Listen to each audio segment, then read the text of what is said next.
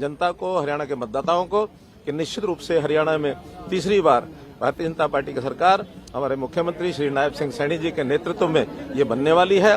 और इसका विशेष तौर पर मैं इसलिए कहूंगा कि कांग्रेस हार की तरफ बढ़ रही है, क्योंकि जिस प्रकार के उनके यहाँ स्वर निकल रहे हैं कि इसके गठबंधन करो, उससे गठबंधन करो, और जिनसे वो गठबंधन का हाथ आगे बढ़ाते हैं उनको नकार करके पीछे कर देते हैं और उनका गठबंधन हो भी नहीं पा रहा है, तो एक हार की तरफ बढ़ने के संकेत उनके मिल रहे हैं। भारतीय जनता पार्टी ने 10 साल में जो अपना कार्यकाल ये पूरा किया है, इसमें जो जनता को हमने लाभ पहुंचाए हैं एक मूक क्रांति के नाते, और हम लोगों ने काम किया है। हमारा जो वोटर है, हमारा जो कार्यकर्ता है, वो बहुत कोई इनकी तरह कोई बड़बोला नहीं है, बड़ा इस मूक क्रांति में शांति से काम करने वाला, बल्कि जो जनता के लोग हैं जो घर बैठे जिनको सारे लाभ मिलते हैं, निश्चित रूप से वो भारतीय जनता पार्टी को अगला एक मौका देने वाले हैं, ऐसा मेरा विश्वास है।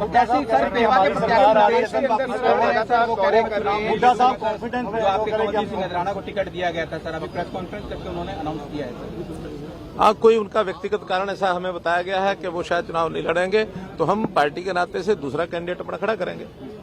सर, पूरे प्रदेश में आप लगातार घूम रहे हैं और मुख्यमंत्री भी खुद जो है वो भी लगातार घूम रहे हैं, किस तरीके का माहौल देखने को मिल रहा है? और खुद आज का यदि हम रोड शो का जिक्र करें, एक जोरदार मैसेज देने का काम जो है वो बीजेपी कर रही है, कैसा माहौल जो है वो प्रदेश में देखने को मिल रहा है? मैंने आपको बता दिया कि माहौल पूरे प्रदेश में ऐसा बना है कि हरियाणा में तीसरी बार भारतीय जनता पार्टी की सरकार बनाने के लिए यहाँ के मतदाताओं ने अपना मन बना लिया है। अब चूंकि चुनाव की प्रक्रिया तो ये आखिर पूरी करनी है, इस पूरी करने में निश्चित रूप से मेरा विश्वास है कि भारतीय जनता पार्टी की तीसरी बार श्री नायब सिंह सैनी जी के नेतृत्व में ये सरकार बनेगी। कांग्रेस और आपका गठबंधन नहीं हुआ सर, किसको किस तरह से देखते हैं? ये कह रहे थे हुड्डा साहब की गठबंधन होगा, तो आप भी बोल ली थी गठबंधन होगा। ऐसा कि इनके यहाँ पार्टियों का सिस्टम तो है नहीं, व्यक्तियों का सिस्टम है। एक नेता कहता है गठबंधन होगा, दूसरा कहता नहीं होगा, कोई किसी को कुछ वायदा कर रहा है, कोई किसी को वायदा कर रहा है, और इनके वायदे करने में इनके पास देने के लिए तो कुछ है नहीं, दुकानें खाली पड़ी हैं। तो खाली दुकान में जब सौदा नहीं होता और बदले में पैसे वगैरह इकट्ठे कर लें तो उनका दिवालिया तो पिटना ही है। राविंद्र जी कह रहे हैं मैं बनूंगा सीएम, हरियाणा का मुख्यमंत्री, बकायदा उन्होंने अभी थोड़ी देर पहले भी कहा। देखिए, क्लेम करने के लिए कोई कर सकता है। मैंने तो 2014 में ये कहा था कि हमारे 90 के 90 प्रत्याशी भी क्लेम करें अपने क्षेत्र के अंदर जाके मुख्यमंत्री बनना है, और इस कारण से अगर कोई वोट ज्यादा मिलते हैं तो हमारे विधायकों की संख्या बढ़ेगी। हम तय कर लेते हैं कि किसको मुख्यमंत्री बनना है।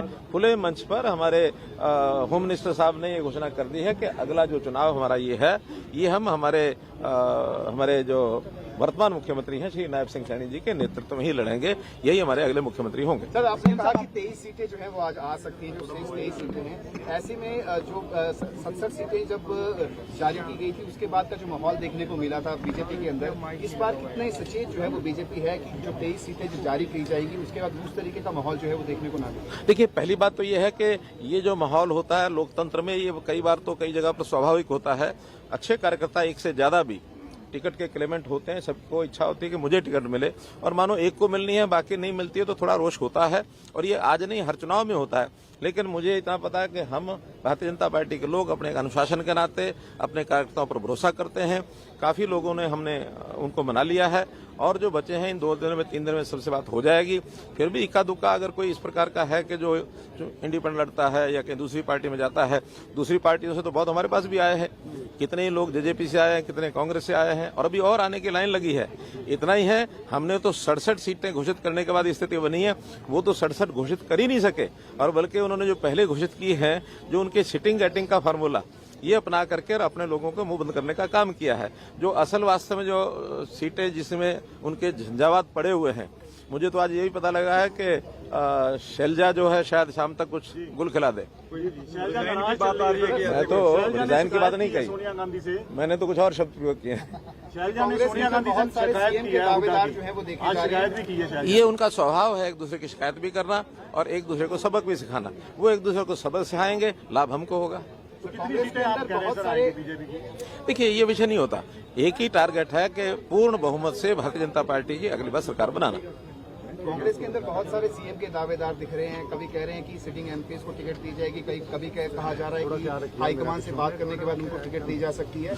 जब उनकी टिकट जो है वो जारी हो जाएगी तब कैसी गहमा गहमी? उनकी दुविधा ये है कि वो मुख्यमंत्री का चेहरा ही प्रस्तुत नहीं कर पा रहे हैं।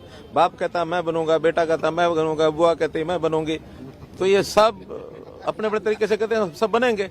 अब कैसे बनेंगे और क्या द्वंद्व मचेगा, ये अनुमान आप भी लगा सकते हैं, मैं भी लगा सकता हूँ। देखिए, लाडवा की जनता का आज भरपूर आशीर्वाद मिला है और ये ऐतिहासिक नॉमिनेशन का कार्यक्रम था कि पूरा का पूरा लाडवा आज सड़कों के ऊपर था। आप लोगों ने देखा है, अपने बेटे भाई को आशीर्वाद देने के लिए आज पूरा लाडवा सड़कों पे आया है। एक बात तय की है कि हरियाणा की डबल इंजन की सरकार ये 8 अक्टूबर के बाद बहुत बड़े मार्जिन के साथ तीसरी बार बन रही है। ये तय हरियाणा के लोगों ने कर दिया है, ये देखने को मिल रहा है। पीएम आ रहे हैं 14 तारीख को, एक मिनट यार, पीएम आ रहे हैं 14 तारीख को आदरणीय प्रधानमंत्री जी हमें आशीर्वाद देने के लिए आ रहे हैं। उनके नेतृत्व में हरियाणा और फले फूले ऐसा आशीर्वाद आदरणीय प्रधानमंत्री जी का मिलेगा और हम भव्य स्वागत उनका यहाँ पर करेंगे।